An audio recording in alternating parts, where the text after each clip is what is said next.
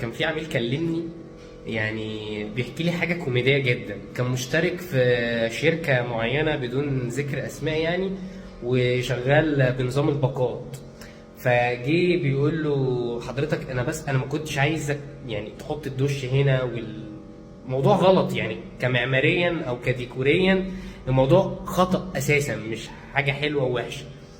فقال له لا والله، اصل انت مشترك في باكت مش عارف السوبر لوكس، ولو كنت في باكت الالترا سوبر بوكس كنت جبت لك الدش الناحيه دي. ما كان شغال له نوع دش، بس كان هيجيبه للناحيه دي. طب ليه؟